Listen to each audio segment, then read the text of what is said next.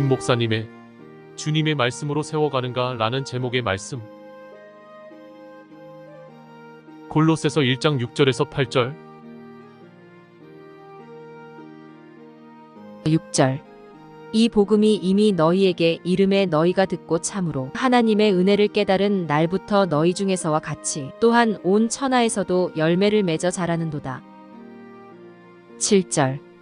이와 같이 우리와 함께 종된 사랑하는 에바브라에게 너희가 배웠나니 그는 너희를 위한 그리스도의 신실한 일꾼이요. 8절. 성령 안에서 너희 사랑을 우리에게 알린 자니라. 아멘.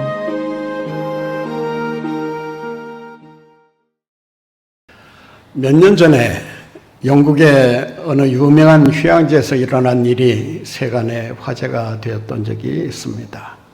매년 겨울이 되면 갈매기들이 떼죽음을 당하는 기이한 현상이 일어났던 것입니다. 그 원인을 조사하기 위해 조사위원회가 꾸려지고 그 원인 분석을 한 결과 그 원인은 갈매기에게 있었던 것이 아니고 또 주변 환경에 있었던 것이 아니고 여름 휴가를 맞아서 그 지역을 방문하는 관광객들 때문이라고 하는 사실이 밝혀지게 됩니다.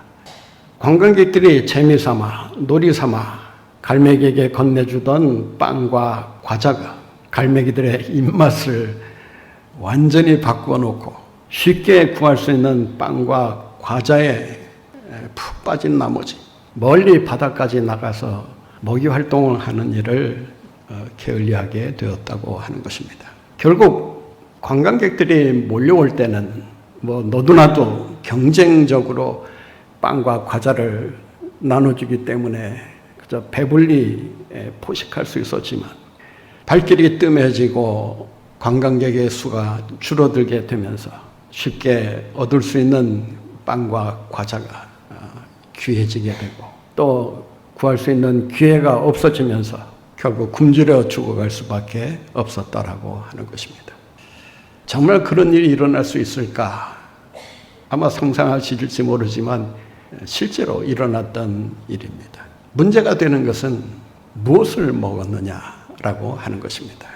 주는 사람의 잘못도 있겠지만 또 받아먹는 갈매기의 잘못도 간과할 수 없을 것입니다. 이 일로 인해서 갈매기들에게 빵과 과자를 나눠주는 행위는 일체 금한다는 그런 조항이 나붙기도 했었다고 합니다. 먹지 말아야 될 것을 먹게 되면서 그로 인해서 이런 비참한 결과가 생기게 된 것입니다. 우리 신앙의 사람들도 때로는 이 갈매기처럼 우둔한 선택을 할 때가 있습니다. 정작 먹어야 할 하나님의 말씀을 먹지 못하고 먹지 말아야 할 먹으면 독이 생길 수 있는 세상의 지식을 정보를 먹기 위해서 동분서주하는 것을 볼 수가 있습니다. 하나님의 말씀만이 우리의 영혼을 살릴 수 있다는 사실을 우리가 잊어버리고 말씀 위에 자기의 믿음을 세워가려고 하는 노력을 하지 않는다는 것입니다. 하나님의 말씀 위에 우리의 신앙을 굳게 세워야 하는 중요한 이유가 있습니다. 그것은 하나님의 말씀은 우리의 인생의 길잡이가 되기 때문입니다. 우리의 인생길은 그렇게 녹록지가 않습니다. 가는 길도 험하고 위태로울 뿐만 아니라 그 과정에 무엇이 기다리고 있을는지 아무도 알지 못하기 때문입니다. 바른 방향을 향해서 바른 길을 찾아간다고 하는 것은 말처럼 그렇게 쉬운 일이 아니라고 하는 것입니다. 인생길은 매우 복잡합니다. 그리고 위험이 도사리고 있습니다. 쉽게 갈 수 있는 길이 아니라고 하는 것입니다. 우리는 매일 매순간 어느 길로 가야 할 것인가를 선택하게 되어 있습니다.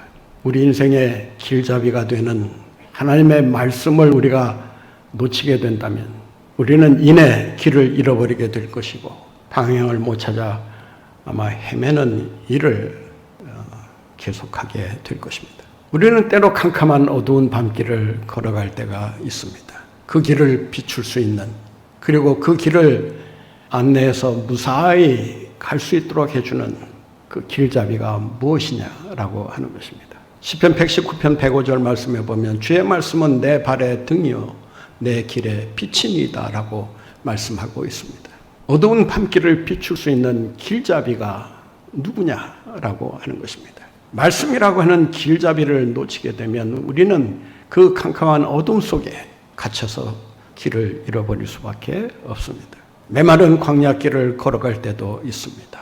길이 보이지가 않습니다. 길은 매우 다니기 힘들고 거친 길이 아닐 수가 없습니다. 사방을 둘러봐도 광야뿐인 그 길을 우리가 어떻게 해야 무사히 건널 수 있는 것입니까? 그 길을 안내하는 길잡이가 있어야 하는 것입니다. 여행자들이 길을 잃어버렸을 때, 방향을 잃어버렸을 때 북극성을 바라보면서 방향을 수정하고 길을 잡는 것처럼 하나님의 말씀이라고 하는 북극성을 우리가 바라보지 않는다면, 그 말씀을 따르지 않는다면 우리는 이내 이 복잡하고 힘든 인생길 안에서 길을 잃어버리고 쉽게 방황할 수밖에 없는 것입니다. 사랑하는 성도 여러분, 여러분의 인생의 길잡이는 누구입니까? 세상의 물질입니까? 아니면 세상의 지식입니까? 아니면 세상의 명예입니까? 권력입니까? 그 무엇도 여러분의 인생길을 성공적으로 안내할 수가 없습니다. 그런 길잡이 아닌 길잡이를 따라간다면 반드시 여러분들은 실패한 인생으로 전락할 수밖에 없을 것입니다. 인생에 길이 있는가? 답이 있는가? 이런 질문을 우리는 종종 하며 살아갑니다. 미우라 아야코라고 하는 그 여류 작가가 쓴 삶의 답은 있는가라는 책에서 이렇게 말합니다. 하나님만이 우리 인생의 모든 의문에 대한 대답이다.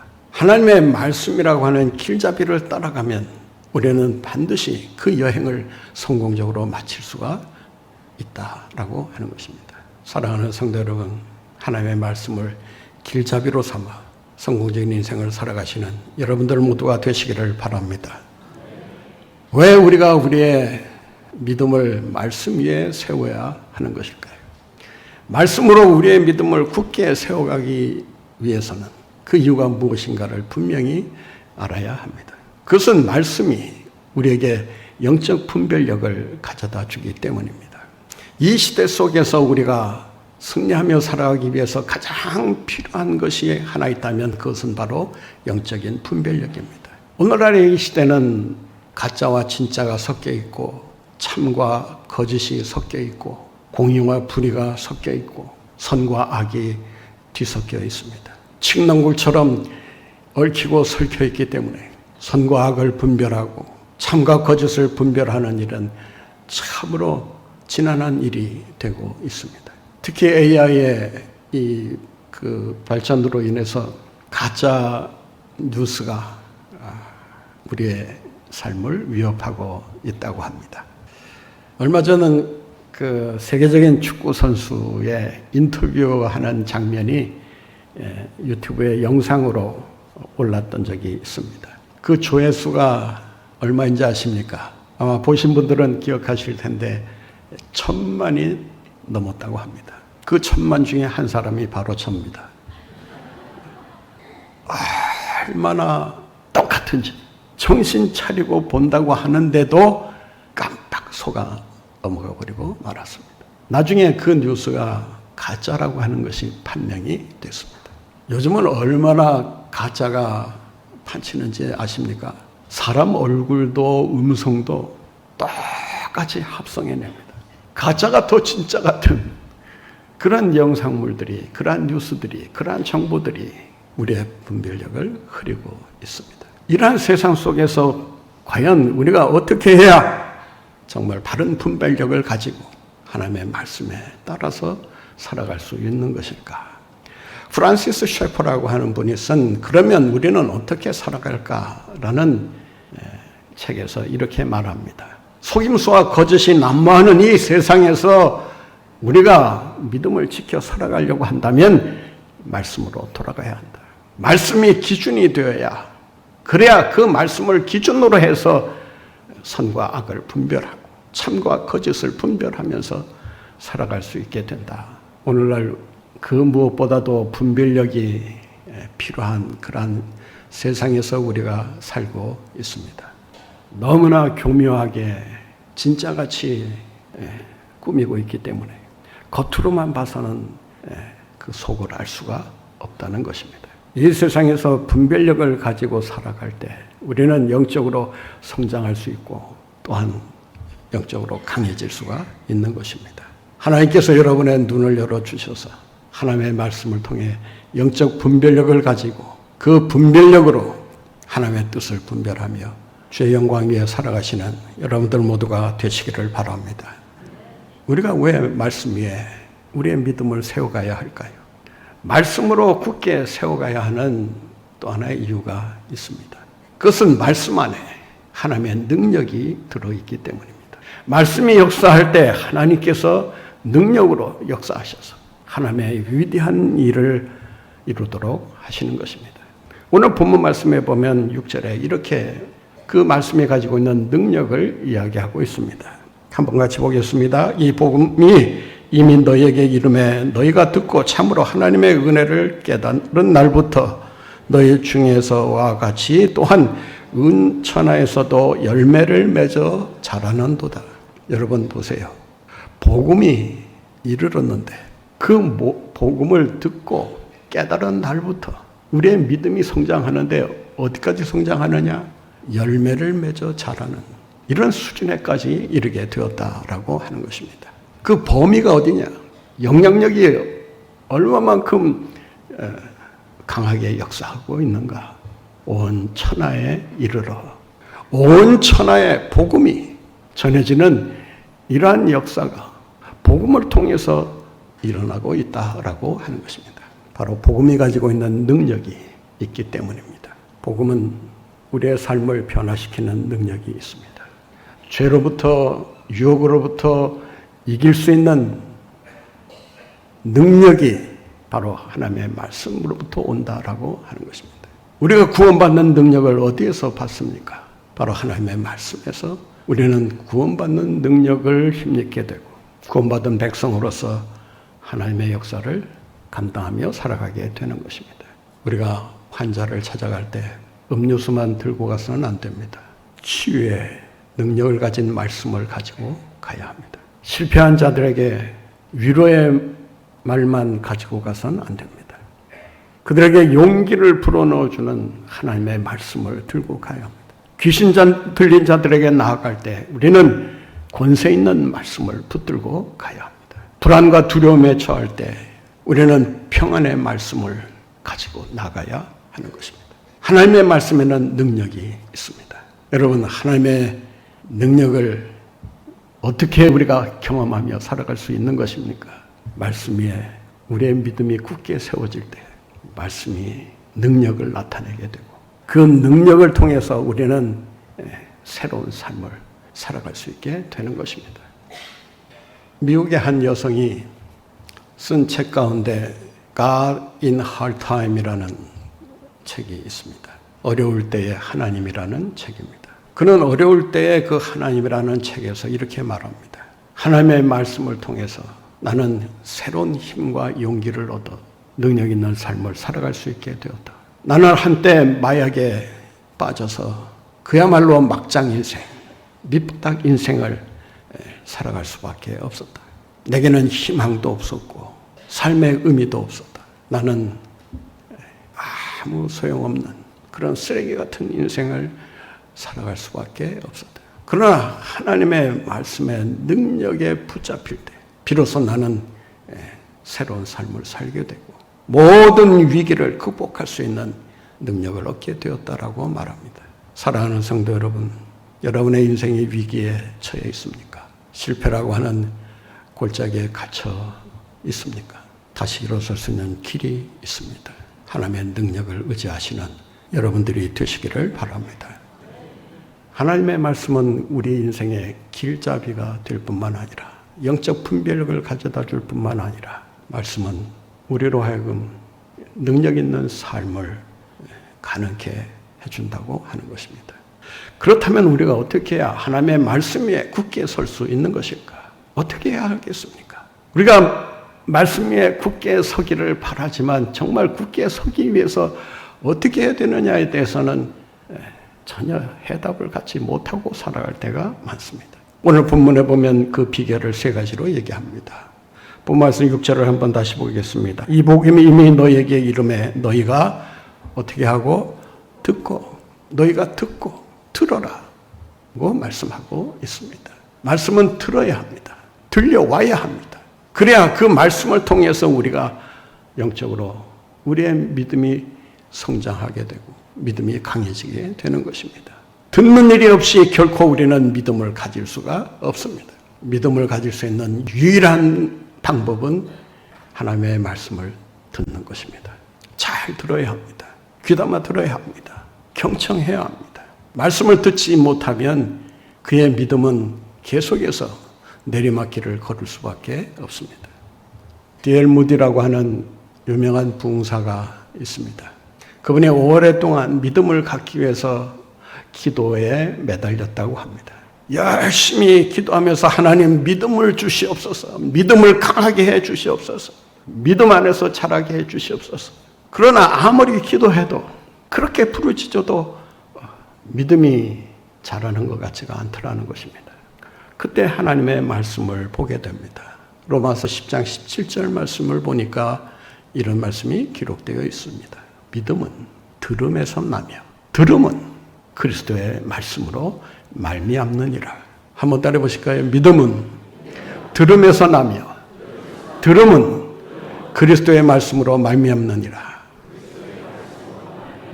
믿습니까? 우리의 믿음은 기도로 오는 것이 아닙니다. 기도로 우리의 믿음이 성장하는 것이 아닙니다. 분명한 사실은 말씀을 들을 때 오는 것입니다. 우리가 말씀을 들을 때 대부분 실수하는 그러한 면이 없지 않아 있습니다.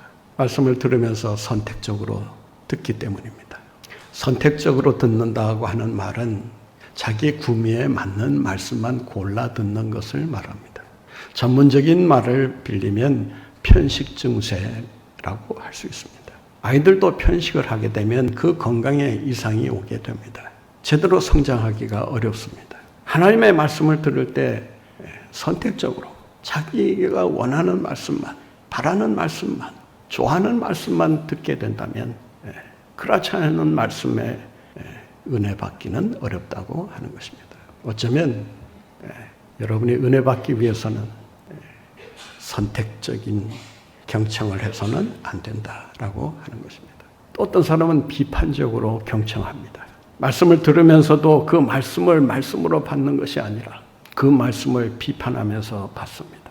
심지어 어떤 분은 설교를 들으면서도 목사님이 오늘 나를 치네, 뭐 나를 때리네, 뭐 이런 식으로 받아들이는 분들이 없지 않아 있습니다.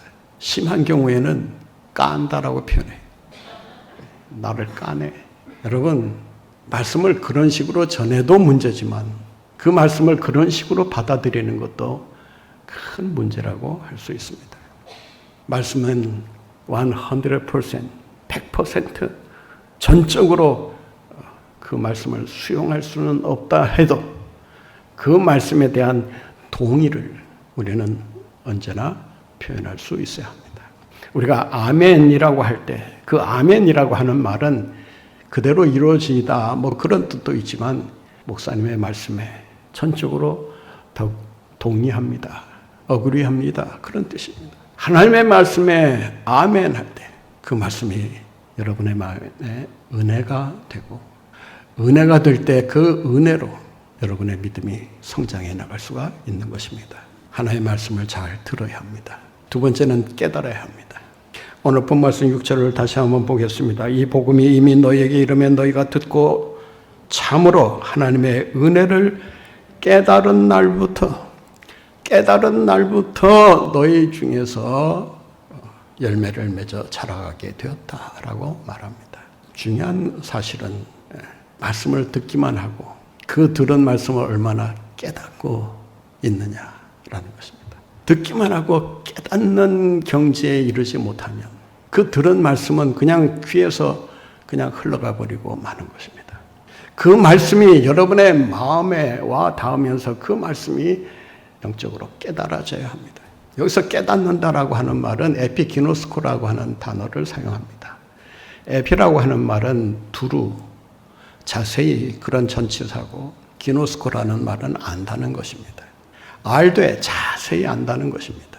철저히 조사해서 이해하는 그러한 수준을 가리키는 말입니다. 하나님의 말씀을 깨달아야만 우리는 그 깨달음을 통해서 하나님의 은혜를 체험할 수가 있는 것입니다. 하나님의 말씀이 깨달아지지 않으면요, 절대 하나님의 은혜를 체험하려야 할 수가 없습니다. 깨달아져야 합니다. 이 시간 성령께서 여러분의 영혼을 터치하셔서 말씀이 들려오고 깨달아지는 이러한 역사가 함께 하시기를 바랍니다. 말씀에 굳게 서기 위해서 우리는 어떻게 해야 하는가? 오늘 본문에 보면 배워야 한다라고 말합니다. 7절 말씀입니다. 이와 같이 우리와 함께 종된 사랑하는 에바브라에게 너희가 배웠나니 그는 너희를 위한 그리스도의 신실한 일꾼이요. 에바브라에게 너희가 배웠나니, 누군가에게 말씀을 배워야, 그래야 그 배운 것을 통해서 그 배운 것이 자기의 지식으로 남게 됩니다. 하루아침에 전문가가 되는 일은 없습니다. 하루아침에 어떤 수준에 올라서는 일도 없습니다. 처음부터 한 단계 한 단계 배워가야 합니다. 배우는 것이 힘이고 경쟁력입니다. 하나님의 말씀을 열심히 배우기 위해 힘써야 합니다. 배울 때 그것이 우리에게 영적 성장을 가져다 주고 그 영적 성장을 통해서 승리하는 인생을 살아가게 하는 것입니다. 여러분, 말씀을 얼마나 배우고 있고 배우기 위해 힘쓰고 계십니까? 주일날 그냥 말씀 한번 들으면 됐지, 여러분, 천만의 말씀입니다. 한번 들어서 알 것 같으면, 배울 것 같으면 구태여 배우는데 애쓸 필요가 뭐가 있겠습니까? 배우는 일에 열심을 내야, 그래야 그 배움을 통해서 우리의 믿음이 더욱 성장해 나가게 되는 것입니다. 여러분, 방학을 놀면서 보낸 아이가 새학기를 맞이하는 거하고, 방학을 공부하면서 보낸 아이가 새학기를 맞이하는 거하고, 여러분, 그 새학기가 같은 새학기겠습니까? 놀면서 보낸 아이는 분명 그 실력이 퇴보해 있을 것입니다. 그러나 방학이 되었음에도 불구하고 열심히 공부한 아이는 새학기가 되었을 때 물 만난 고기처럼 앞을 차고 나가면서 두각을 나타낼 수 있는 거 아니겠습니까? 여러분, 신앙생활도 마찬가지입니다. 요즘 휴가철을 이제 맞이해서 모두가 휴가를 가고 여행을 할 그런 계획을 세우고 있는 줄 압니다. 요즘 기업에서는요, 사원들에게 휴가를 내줄 때 휴가와 함께 연구 과제를 같이 내준다고 합니다. 쉬지만 말고 놀지만 말고 연구 과제를 통해서 어떻게 하면 회사를 더 잘 발전시킬 수 있는지 그걸 공부하라는 것입니다. 이러한 휴가를 가리켜서 에듀케이션이라고 말합니다. 에듀케이션이라고 하는 학습이라고 하는 단어와 베케이션이라고 하는 휴가라고 하는 말이 합쳐서 학습 휴가라는 말이 생겨나고 있습니다. 여러분, 무더운 여름철 잘 휴식하시기 바랍니다. 휴식만 하지 말고 열심히 하나님의 말씀 배우면서 말씀에 굳게 서서 믿음으로 승리하시는 여러분들 모두가 되시기를 바랍니다. 듣고 깨닫고 배우라. 이것이 오늘 여러분들에게 주시는 하나님의 뜻입니다.